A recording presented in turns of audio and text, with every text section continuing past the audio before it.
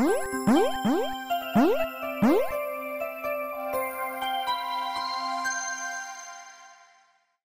it up for Neal SINNO. Thank you, everyone, for coming today. Before I get started and going directly into Mahjong Dimensions, I thought I'd take a couple of minutes and just give you a little bit of background of how we got there. I mean, the game didn't just appear overnight, so you needed a little bit of time and a little bit of strategy in order to get there. From our story as a business, we're founded in 2011, so a little over 10 years in business, 150 employees based between New York, Toronto, and Ukraine. We're a little different than a lot of other game companies where we're not venture-backed. So we approach things with a little bit of creativity and some really good solid business behind it to try to make sure that everything that we take part in helps us monetize and we can continue to reinvest back in our business. We serve a lot of gameplays. So when I'm getting into talking a little bit more about the game itself, I'll tell you how we kind of got there through a lot of trials and testing with different partners. We have a huge network. We serve a lot of gameplays every day, every month. And this offers us the ability to kind of see and learn how our games are performing across a large audience. So we really wanted to kind of create a mantra here. And this is like one of our operating principles, is we wanted to build, we wanted to license, we want to customize these games, and then we want to kind of repeat the process, and we want to see how it happens. So we built up a huge library, 300 games, lots of different games that are out there. We built them, we refined them in order to make them relevant for our clients. We put in advertising, we did a whole bunch of different things to the game in order to try to find what is a sweet spot for an individual game on an individual website or across many websites. So we did it a whole bunch of times, and we monitored the game's performance. And this is the piece that I thought was so important that you kind of almost learn by default is how good is a game doing and where is it doing well is a really important piece to understand. So if each of our games, we had different demographics, we had different success stories, but we were really looking for a particular game. So we had tried with lots of different mechanics, and we put out lots of different games, and all of them were successful in their own way. They all monetized, they all found homes for them and sites when we licensed them. Most of these games we updated regularly for our partners, like I was explaining earlier. It helps us manage our costs, recoup our investments on the games that we built, and continue to look for that one that's a superstar hit for us. So when we do it, we also want to see how the games are performing on those different demographics. So we have lots of different partners, lots of different sites that we're bringing these games to. So here's an example of, we can go as far as CNN on one side, where the demographic is a little bit more male-focused in the mid-30s to 40s, and then going to an AARP site, which is obviously an older demographic, and also test how these games are working in those different places. And we can even bring the games to places that are more male-centric, like ESPN bowling site, or a little bit more of a female-focused as a Bing site.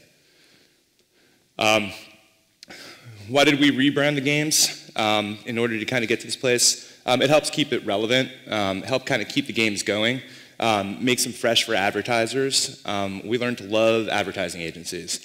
The advertising agencies are what kind of really helped drive the games. A lot of them came to us. They were like, wow, we want to put out a new great game for like Oreo cookies. What could you have that would work for it? And so it helped kind of, again, create the longevity of the game and bring it into new markets. So when doing all these testing, we went through all of this over several years, we found one game was a clear winner. This is our game Mahjong Dimensions. So we tested the demographics, again, we tested it, we rebranded it, we did all the different things that we had done with all the other games, and we realized that no matter where we put this game, it was always our top performer. Always on the top of the charts, no matter who we were competing against, even with bigger, better known developers, we were always kind of coming up on top. It worked great for rebranding. Didn't matter what the subject matter was, it was great. Because you're matching tiles together in a classic Mahjong format. It's a new spin on a classic Mahjong format. And we could do it over and over and over again for different clients, and it was always the most popular game. So Mahjong was popular by itself, rebranded for a sponsor, it's still a very popular game. A lot of advertisers love that.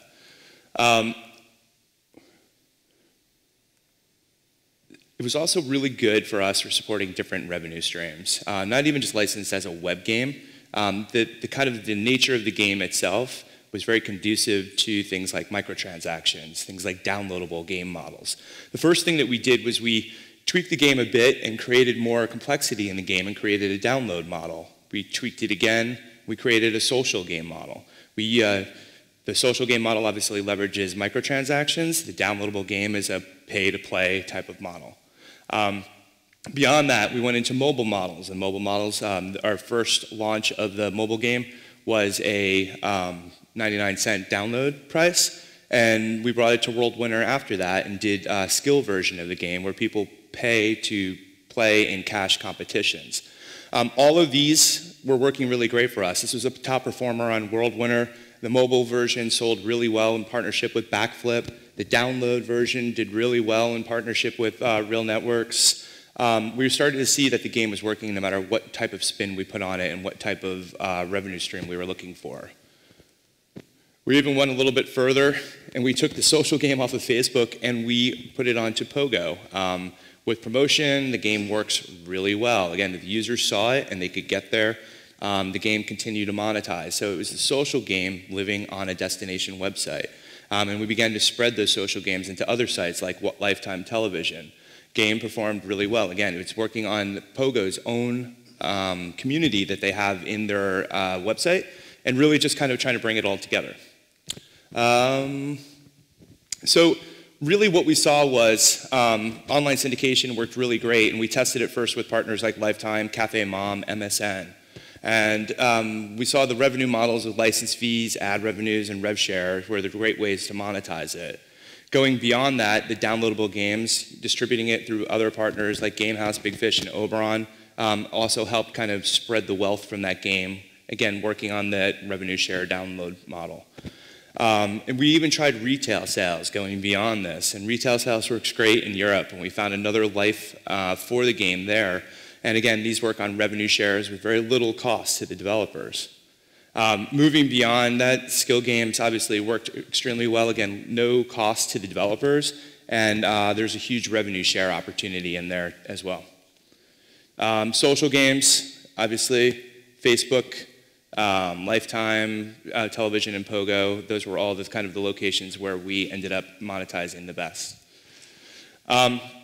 The mobile game with Backflip, that was again a revenue share model that again works really well. You get the marketing and the promotion from the partner. The real question really came to is like, how did we know which revenue models to test with the game now that we had our successful game? And this is where it comes to a really specific location. Is like the users really do tell you how they want to play your game. We listen to the users. We gather all the feedback. The users are all sending us emails. And what do they say? First thing they said is they wanted more time in the game. That really is good and conducive for the social, the downloads, and the mobile business models. You can give them an option to have more time in the game. They said they want to get higher scores. That, again, works great for social, download, and mobile. Think about you're playing a social game and you're like, oh, my score's not high enough. How do I compete with my friends? Let me buy a microtransaction in order to drive that revenue up. We want more levels in the game. The game is great. They played through it. They've churned through all the content in there, and they want to play it even a little bit longer.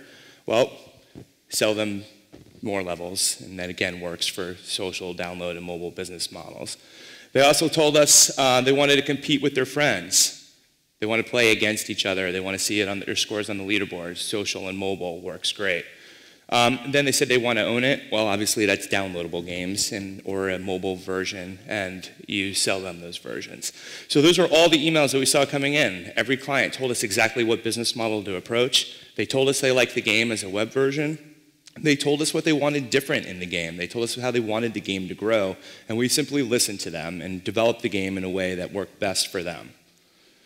So like my final words of wisdom with all of this is pretty simple. Not every game rocks, but you can help make it rock a little bit better by listening more to your users. And look for revenue in different places. I mean, I think a lot of people look for that one-hit wonder and they want to put it right out and they want to have the smashing success. And I think one of the things that Arcadium has been able to do over a period of time is show that you can make games successful by just proving different models out and listening to the users. So look under every rock, pick up anything you can, try to find different ways that are low cost but also offer you some monetization. And trust the numbers. One of the things that we've put a tremendous amount of investment in as our company has grown is our analytics team. Analytics is extremely important. We rely on them every day, not to mention, like we started with obviously social games and looking at that analytics, but going beyond that to your simple web games. Learn who's playing your games, learn what they like, learn where else do they visit. So one example is we learned a lot about users. We knew that it was a 35-year-old female that played the game on Lifetime. Well, where else do those visitors play? What other sites do they go to outside of Lifetime and bring those games there? You have a question? Oh, sorry. And that's it. That's it for me. Do you guys have any questions? Or Dave, do you want to jump into? Sorry. So one thing I'm wondering about in terms of this game, Arcadium's done a lot of games. Sure. Right. What do you think it was about this particular game? What combination of familiarity and newness, or what particular thing do you feel gave it the potential to go wide like this? So the question was, what particular element of the game really helped it to go a little bit wider for us? I think there's a couple different things. One, it was a mechanic that had been proven to a certain extent to Mahjongg game. And we knew Mahjongg worked really well across the demographics that we were serving games to. It was a new spin or an iteration on classic Mahjongg that made it more of a kind of a puzzle game at the same time, of a different spin on puzzles. I think the combination of those two and the ability to kind of customize and tweak the game a bit to the audience really did help. So in certain sites, the audience didn't like the games to be really long. So we could tweak the game and cut the levels in order to help with the retention of the audience and help people play it a lot better. So just kind of keeping an eye on all of that and putting a spin on that mechanic, I think really helped it rise to the top. The other question I have along those lines is, have you been able to sort of take that learning or that discovery and apply it to any other game formulas successfully? Is there something repeatable there? Sure. I mean, I think it was one of the things I think it helped us do is take a look at our game design a little bit more thoroughly and take a look at things of how are we targeting our new game concepts to the audience correctly. We still continue to test games as web games because it's a lower cost opportunity in order to kind of get mechanics out there. We put it in front of an audience just like we did with Mahjong Dimensions, a smaller audience, control the user group that's testing it, and then expand it to different sites. So we continue to do that same thing with all of our mechanics to see which ones will rise to the top.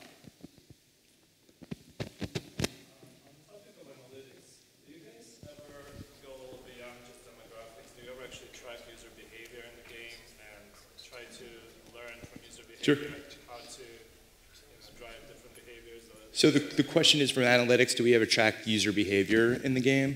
Yeah, I mean, I think more commonly you do that in your social games. We do a lot of that to see, how's the first user experience, second user experience, third user experience, and also take a look at what items people are buying, why are they buying them, how does it relate to the demographics. And our analytics team they do more things that I could probably even imagine. But they're always slicing and dicing the data to try to get a better understanding of like exactly how the user is interacting with the game itself. Any other questions? Nothing? Oh. So you talked a lot about placement and partnerships with brands. Can you talk a little bit about the sales cycle that's involved there? Sure. Who on your team handles that sort of thing? Do you use an outsourced solution, or how does that work? It happens in a couple different ways. In some cases, when I'm working with a brand, say like an A&E or a television network, their internal sales teams help drive some of the sponsorship sales. In some cases, agencies and brands come to us because of part of our network is attractive to them, and they have a brand that's interested in getting exposure on there. And the process is sometimes very quick, sometimes long, it really depends. When you're dealing with the agencies themselves, it can be complicated. And usually that's handled by me or someone else on my team, and we basically guide them through the opportunities of where they exist. So what are the websites that we could target that are based on their demographic, what are the kind of games that would be best for the client's branding, the brand's branding, and really trying to fine tune like what would be the best fit between a game and the destination portal. And the sales cycle, I would say totally, from start to finish, is probably, I don't know, maybe a month or something like that. The development time is probably another month or so. It really depends on what we're doing. For something like Mahjong Dimensions, it's a little bit easier for us to do, but still, there's always these fine-tunings and tweaks that need to go into the game that make it, the development time kind of extend a little bit further. Does that help answer? Sure. Anybody else? Yeah, Brett? You talked a lot about using popular game mechanics, making products out of that, which obviously is a proven way to get something out there. But what about new concepts, new ideas? Do you guys explore a lot of, say, new creative type approaches or trying to come up with new game mechanics or anything like that? Have you had any success with that? Yeah, the question is, do we test other new game mechanics as a business instead of trying to leverage existing mechanics? And the answer is absolutely. We do that all the time. So as a business, we've established an R&D team, and essentially what they're doing is just trying everything. They're trying mechanics that are based on existing games. They're trying new mechanics. They're testing hybrids of the two together. I mean, really, they're putting their best foot forward from both a game design and development standpoint to see, okay, what can we put out there that seems fun or interesting, and we're taking those ideas from the larger audience of like our office. So people have a chance to submit ideas of concepts of things that they've always wanted to do, and then we develop that internally first and then kind of see if they have legs to stand on.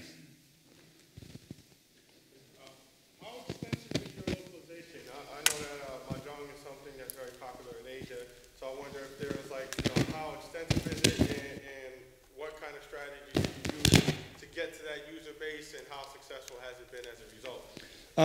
The localization is something we spent time on, but I'll be honest, we don't spend as much time.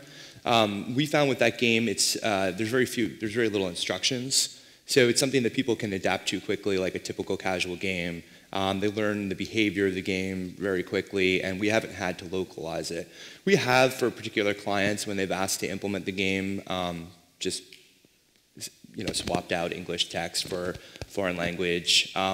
But we don't do it as often as you would think. We found a lot of game players like to play in English. And in the games like this that are simple mechanics, it's been fairly easy for us to put it out without having to think about localization. I mean, we do it every now and again, but not that often. Any other questions?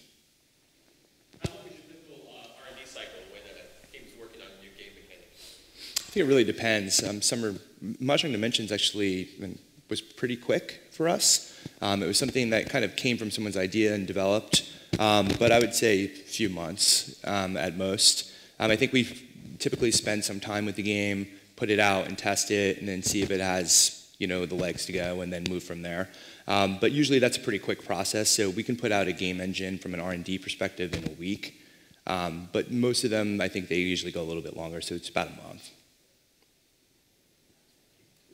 Last question? Anyone? Have you seen any copycats? Of our game? Yeah. Oh yeah, recently. Did you take any steps to try to protect it in any way? And I mean, I don't know that it's patentable or. Sure. I mean, I think we do, we have taken some steps. I mean, you see some things. It's interesting, like on Facebook. There's people that would use images of this game to market their own game, and it's not even the same game. We've seen some of that. We've seen other steps, and you can take some steps. And obviously, it's a very small industry, so you try to limit the amount of times that can happen. But legally, yeah, I mean, there's a few things you can do, but it's kind of a tricky process too. The copycats are fun, though. I consider it, a compliment. Thanks, guys.